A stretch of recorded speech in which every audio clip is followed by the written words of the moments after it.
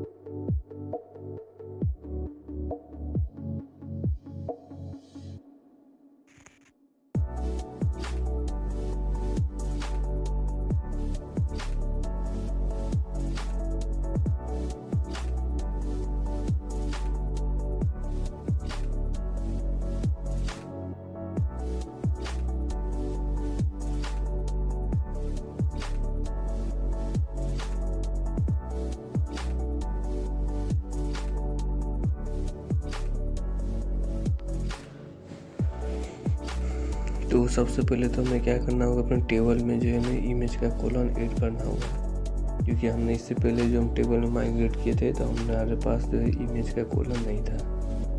तो इसलिए पहले जो हम क्या करेंगे, इमेज का कॉलम टेबल में ऐड करेंगे। तो उसके लिए हमारा टर्मिनल में क्या लिखना पड़ता है, PHP आर्टिसन मैक माइग्रेशन, जो ऐड क्या करना है, इमेज करना है कौन से टेबल में, टू यूजर्स टेबल में।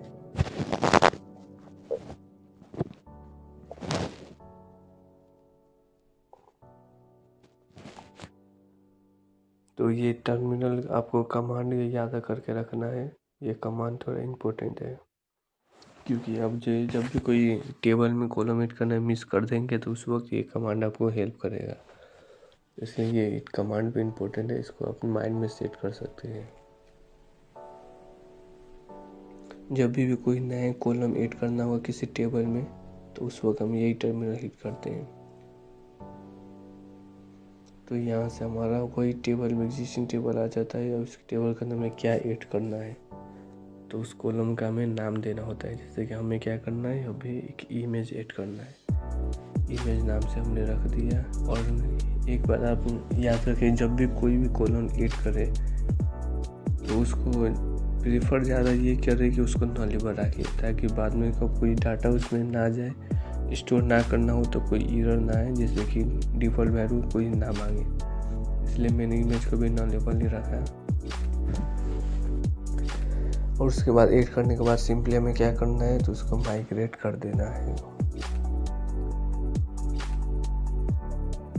उसके बाद मॉडल में भी आके हमें ऐड कर देना है। तो मॉडल में भी हमारा इमेज हमने रख दिया।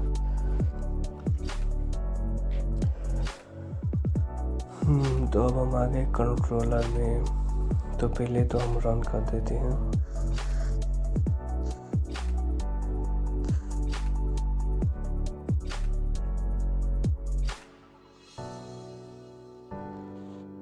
ये हमारा प्रोजेक्ट रन हो गया।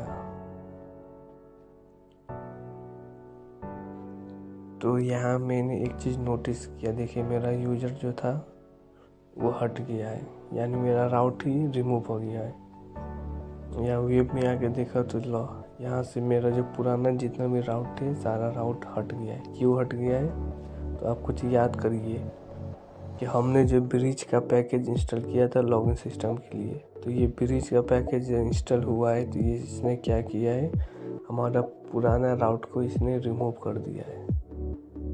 तो ये देख के मैं भी थोड़ा शॉक हो गया था कि मेरा किया हुआ कोड राउट का कहाँ चला गया।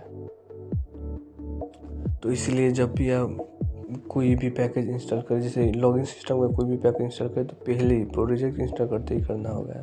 तो ये मुझे पता कैसे चला, तो यहाँ से देखिए गिटहब का पावर यही होता है। जब गिट में हमारा कोड जो रखते हैं यानी कनेक्ट कर देते हैं, तो गिटहब के जो हिस्ट्री दिखा देता है कि पहले इस फाइल में क्या कोड था और अब क्या चेंजेस हुआ है। तो चेंजेस का हिस्ट्री शो करा देता है, जिससे हमें मालूम हो जाता है कि हाँ ये चेंजेस हमने किया है। तो ये भी आप माइंड में अपने सेट करके रखिएगा। ये अपने की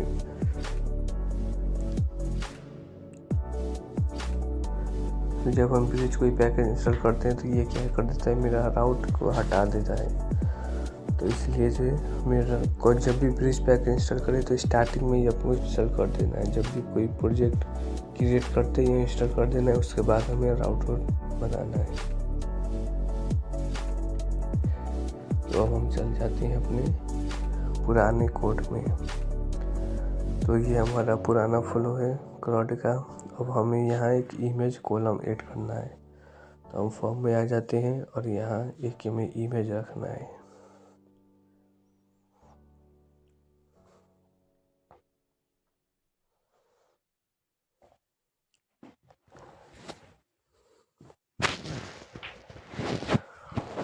तो सिंपली लेबल में हम प्रोफाइल लिख देते हैं, नेम में भी हमें इमेज लिख दिया, और इनपुट टाइप हमने फाइल रखना है। ये याद रखिए, इनपुट टाइप हमने क्या रखना है, फाइल रखना है। और नेम में भी आप वही नेम दें, बेटर यही कि आप वही नेम दें जो आपके टेबल में हो। नहीं तो आप यहाँ कुछ भी नेम दे सकते हैं, लेकिन कंट्रोलर में आपको चेंज करना होगा। और वैल्यू में अभी वैल्यू भी कुछ नहीं देते, पहले वैल्यू का भी हटा ही देते हैं, वैसे ही है। बाद में जब रखेंगे तब देखेंगे। अभी वैल्यू में हटा ही देना सही होगा, ताकि आप कंफ्यूज ना हो।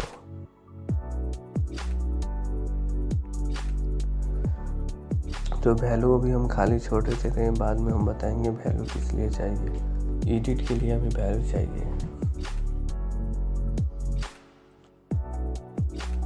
और यहाँ टेबल में भी हम आके प्रोफाइल रख देते हैं, ताकि जब हमारा इमेज स्टोर होगा तो यहाँ शो होगा।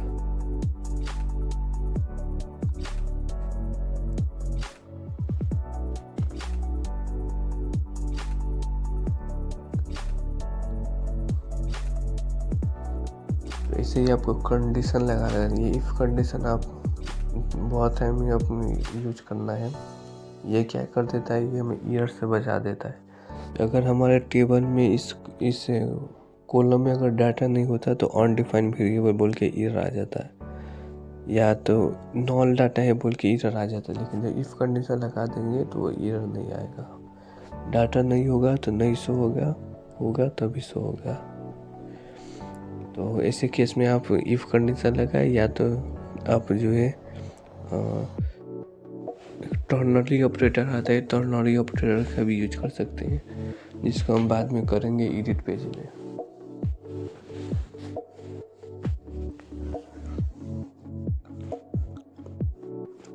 तो यहाँ हमारा टेबल में प्रोफाइल शो होने लगा। तो अब हम इमेज का मेन कोड करेंगे। मेन कोड कहाँ किया जाता है, तो मेन कोड होता है कंट्रोलर का। तो कंट्रोलर में करने से पहले हमें फॉर्म में एक चीज़ ऐड करना पड़ता है। ये सिर्फ उसी केस में हम ऐड करते हैं जब हमारा कोई इमेज अपलोड करना पड़ता है फॉर्म के अंदर, उस वक्त ये हमें ऐड करना पड़ता है। इंक टाइप ये आपको रिमेंबर करके रखना है। Enctype multipart dash form data, ये आपको जैसे भी मस्ट आपको ये ऐड करना ही पड़ता है, तभी जाकर आपका इमेज सेफली जो है स्टोर होता है। तो ये बहुत इम्पोर्टेंट है। उसी के चलते मेरा जब मैं कॉलेज में था तो मेरा भाईवा में मार्क कटा था, तो ये मेरे माइंड में पहले से सेट है। उसको आपको भी भूलना नहीं है। वो जब भी कोई इमेज अपलोड करे तो उसको रखना है। तो अब मेन कोड हमें कहाँ करना पड़ता है, कंट्रोलर में। कंट्रोलर बोले तो माइंड हो गया, लारावेल का माइंड हो गया कंट्रोलर। तो यहाँ सिंपली हमें कोड को हम करना है, करते वक्त हमें मेन कोड को बूझना है, समझ के कोड को करना है। देखिए हमने क्या किया, रिक्वेस्ट से हैज फाइल है बोल के हमने चेक किया, अगर है तो रिक्वेस्ट से हमने उस फाइल का नेम लिया। ठीक है, रिक्वेस्ट बोलते जो हमने फॉर्म से जो दे रहे हैं वही डाटा यहाँ आता है। तो रिक्वेस्ट से हमने क्या लिया, अगर फाइल में के जो इमेज है वो आएगा।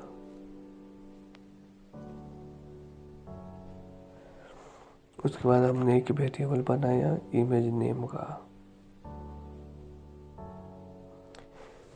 अब इसमें इमेज का नाम हमें चेंज करना पड़ता है। जो इमेज का हम नाम रखेंगे तो क्या होता है कि इमेज का नाम में स्पेस होता है तो वो एरर आ जाएगा। तो इसलिए हम इमेज का नेम क्रिएट करते हैं।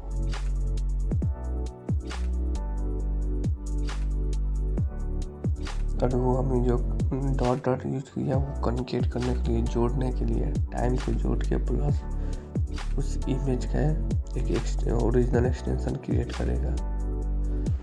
और यहाँ हमने क्या किया, उस इमेज को जो हमने स्टोर कराया कहाँ, पब्लिक फोल्डर के अंदर, एक अपलोड्स फोल्डर के अंदर, और उसका नाम हमने इमेज नेम रखा।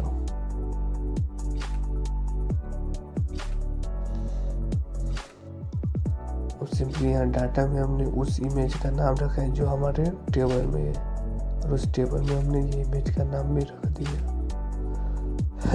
तो यहाँ आप एक चीज़ नोटिस करिएगा, अभी हमारा एक एरर आएगा, उस एरर से हमें एक चीज़ सीखने को मिलेगा। यहाँ हमने स्टोर यूज किया है और पब्लिक अंडरस्कोर पाथ यूज किया है। तो पहले तो हम डीडी में करके देखते हैं हमारा रिक्वेस्ट सब कुछ सक्सेस आ रहा है कि नहीं।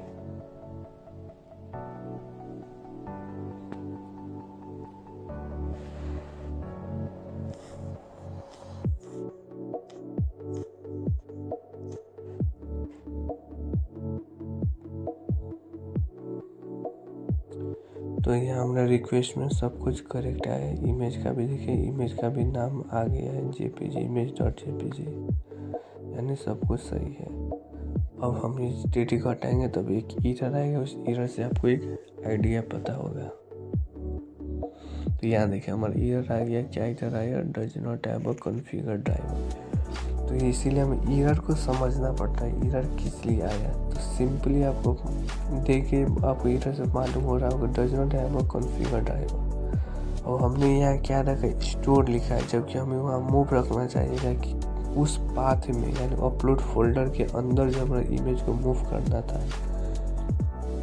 स्टोर हम उस केस में यूज करते हैं जब हमारा इमेज जो है डायरेक्टली जो है हमारा फोल्डर के अंदर स्टोर करना होता है, और उसके लिए हमें जो स्टोरेज को भी लिंक करना पड़ता है। तो उस मेथड से भी हम करेंगे, स्टोर मेथड का भी हम नेक्स्ट वीडियो में यूज करेंगे, लेकिन अभी हम मूव को यूज करेंगे।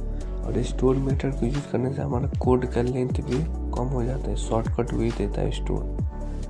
तो नेक्स्ट वीडियो में हम स्टोर का भी यूज करेंगे, जिससे तो शॉर्टकट भी होता है, लेकिन उसका डिसएडवांटेज ये होता है कि हमें स्टोरेज लिंक भी करना पड़ता है, बस वही है। लेकिन वो ज़्यादा करके वही स्टोर यूज होता है। तो हमारा इमेज सक्सेसफुली अपलोड हो गया, प्लस टेबल में भी स्टोर हो गया, फोल्डर में भी आ गया। तो इसको थोड़ा डिजाइनिंग कर देते हैं।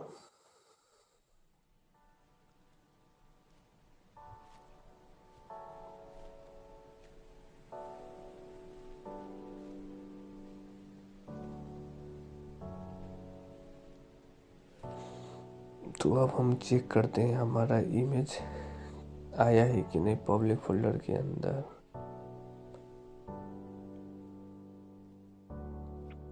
तो यहाँ से हमने क्या क्या किया है, हमने किया ये कि उस इमेज को हमने अपलोड्स एक फ़ोल्डर बना होगा, अपलोड्स फोल्डर के अंदर हमने उसको स्टोर किया है बस।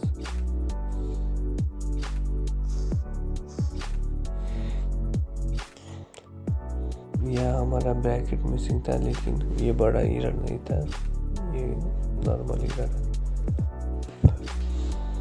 तो अब हम देखते हैं पब्लिक फोल्डर के अंदर अपलोड्स फोल्डर ऑटोमेटिक बन गया है और उसके अंदर हमारा इमेज भी आ गया है।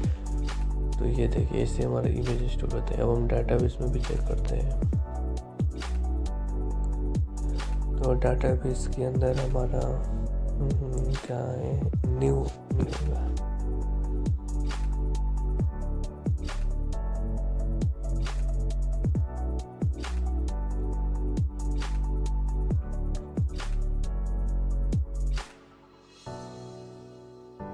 तो वहाँ देख सकते हैं डाटाबेस के अंदर भी स्टोर हो गया है। यहाँ देखिए हमारा नाम परफेक्टली स्टोर हो गया। तो ये डाटाबेस में इमेज स्टोर नहीं होता है, उसका इमेज का नाम स्टोर होता है, यानी पाथ स्टोर होता है।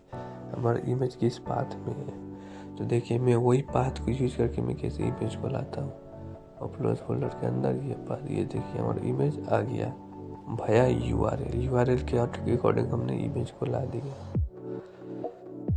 तो अब हमें एडिट में भी करना होगा। तो हमने स्टोर में सक्सेसफुली कर लिया है, अब हमें एडिट में भी सेम वैसे ही करना है। एडिट में बस एक कंडीशन हमें और ऐड करना होता है कि जिस इमेज को हम अपडेट कर रहे हैं वो पुराना इमेज हट जाए, यानी टेबल से डिलीट हो जाए, प्लस न्यू इमेज जो हमने स्टोर किया वो सामने आए, यानी वो स्टोर हो जाए। तो यहाँ पहले तो हम वैल्यू में रख देते हैं, ये हमारा टर्नली ऑपरेटर क्वेश्चन मार्क। तो इफ हमने क्या लिखा, इफ यूजर है तो हमारा अपलोड फोल्डर के अंदर की इमेज शो हो वरना ना हो। तो हमारा वैल्यू में हमने रखा था, तो वैल्यू में बस हमारा इनपुट फील्ड के अंदर स्टोर होता है, यानी डाटा आता है, लेकिन हमें इमेज को शो कराना होगा। तो उसके लिए img टैग ही हमें यूज करना होगा। तो पहले तो हम इफ कंडीशन ही लगाएंगे कि अगर यूजर है तब भी जाके हमारा इमेज शो होगा, यानी सिर्फ एडिट में। और जब भी जो हम पब्लिक फोल्डर के अंदर से कोई भी इमेज को लेंगे उसके लिए हम एसेट यूज करते हैं।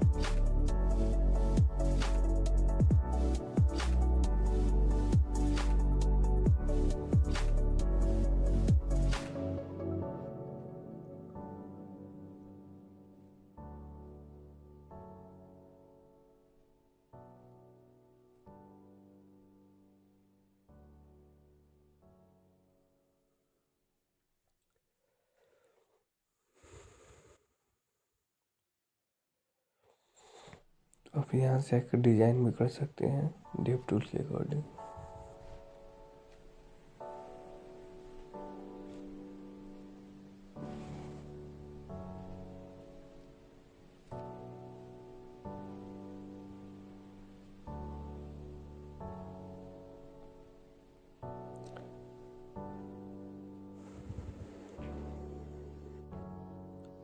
तो अब हमें अपडेट का भी कोड करना होगा। तो हमने यहाँ पे इमेज को तो शो करा दिया, लेकिन हमें अपडेट फंक्शन यानी अपडेट मेथड में कंट्रोलर में हमें उसका भी कोड करना होगा। तो सेम वही फॉर्म में हम इसका भी कोड करेंगे। इसमें पहले वही इफ कंडीशन लगाएंगे और चेक करेंगे हमारा रिक्वेस्ट से जो हैच फाइल इमेज आया है कि नहीं आ रहा है, तो हमारा नेक्स्ट फंक्शन में जाए।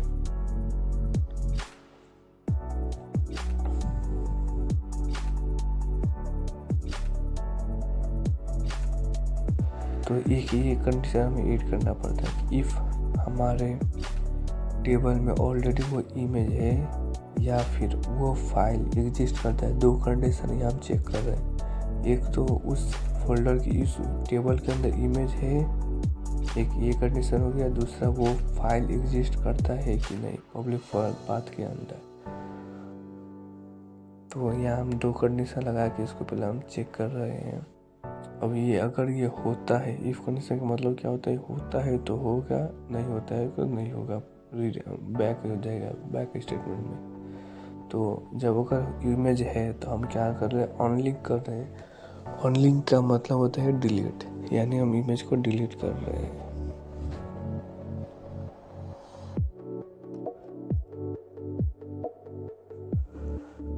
तो हम किसको डिलीट कर रहे हैं, तो हम डिलीट कर रहे हैं पब्लिक पाथ के अंदर, जो अपलोड्स फोल्डर के अंदर जो इमेज है इस आईडी का, यानी इस यूजर का, स्पेसिफिक यूजर का, तो सिर्फ उसका इमेज रिमूव होगा। तो सिर्फ यही एक नया कोड है, बाकी सब हमारा कोई पुराना रिपीटेड कोड होगा।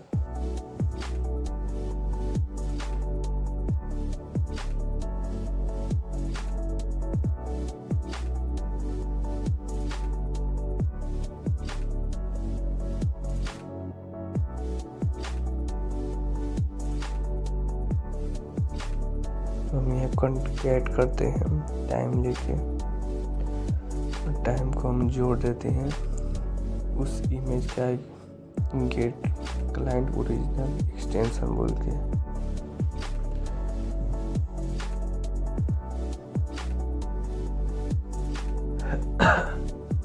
ये क्या करता है, गेट क्लाइंट ओरिजिनल एक्सटेंशन, उसका एक्सटेंशन चेक करता है, जैसे .png है, .jpg है, या कौन सा है वो चेक करता है।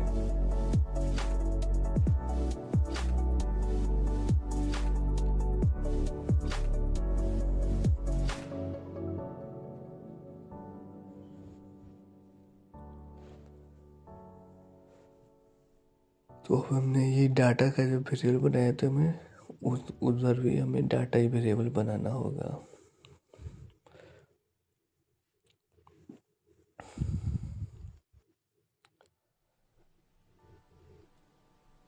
तो हम वेरिएबल बनाएंगे डेटा। डेटा के अंदर पहले हम रिक्वेस्ट से सारा चीज़ लेंगे, जो जो रिक्वेस्ट से हमें लेना है सब कुछ पहले ले लेंगे, और उसके बाद वही रिक्वेस्ट को हम सिंपली अपडेट करा देंगे।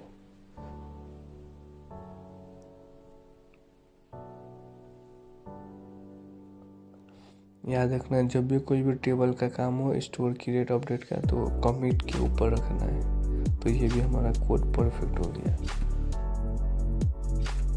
तो अब हम हिट करा के देखते हैं।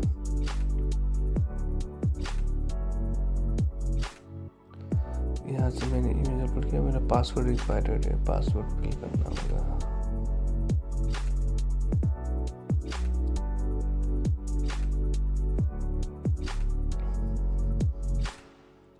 तो ये देखिए हमारा इमेज सक्सेसफुली अपडेट हो गया। तो इससे जो अपडेट का काम होता है,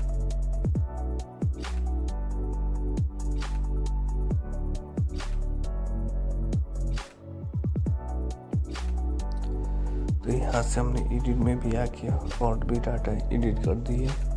तो ये हमारा इमेज का स्टोर प्लस अपडेट हो गया। तो ये एकदम इम्पोर्टेंट है, इसको आपको अच्छे से देखना है, अच्छे से इसका फ्लो को समझना है कैसे काम कर रहा है। तो देखिए हमारा पहला जो QR कोड वाला इमेज था वो कहाँ गया, डिलीट हो गया, क्योंकि हमने अपडेट कर दिया।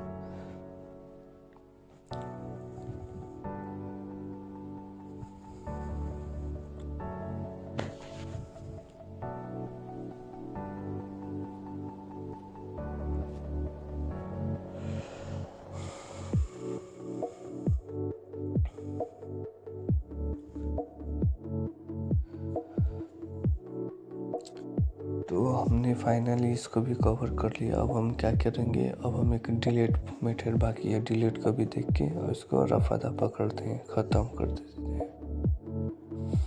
तो सिंपली उसको वहाँ से मैं कोड को कॉपी करके यहाँ लाना है, पेस्ट कर देना है, ये एक कंडीशन को हटा देना है, हो गया, बस हमारा काम तमाम। अब ये क्या करेगा, चेक करेगा टेबल में अगर इमेज है तो उसको डिलीट कर दो बस।